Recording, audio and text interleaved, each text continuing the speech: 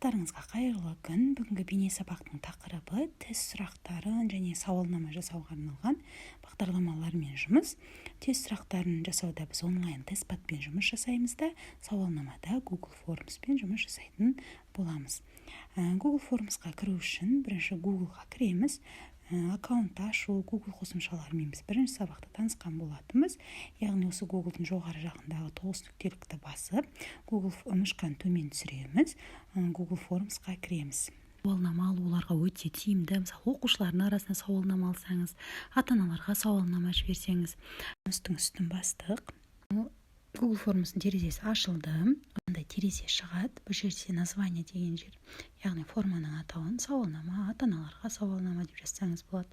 Описанияға сауалнама туралы жазып кетсеңіз болады.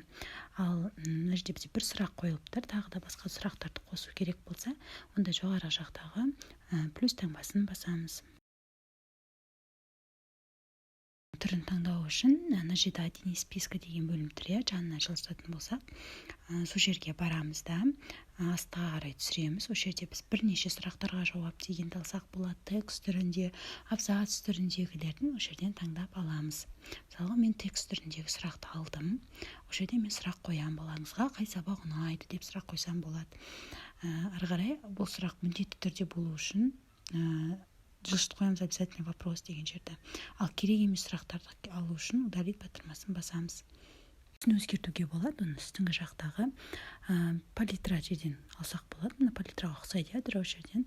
Мысалға, әріптердің түстерін, сұрақтағы әріптердің, форманың атауындағы әріптердің типтерін өзгертсек болады, және төменгі жақтағы негізгі форманың түсін өзгертсек болады. Қазір бізде мысалы фиолетовыйда тұрса, төменгі жақта мысалы көк қылуға болады, қызыл, розовый қылып өзгерте аламыз. Ал дайын болған жіберу үшін сауалнаманы отправить дегенді басамыз.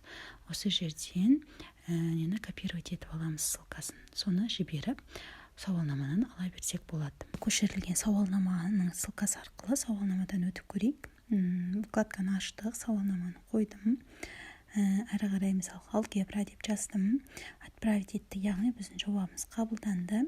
Енді осыны өз кабинетімізден ответті деген жерден көрейік. Осы жерді бассақ, біздің жауабымыз тұр. Бұны біз және Excel-ға аламыз. Ол үшін мына Excel-дің жасыл батырмасын басамыз. Бұл біздегі Google-дағы Excel түрінде сақталады. Және Google аккаунттан Excel-ға кіріп, оны өзімізге көшіріп алсақ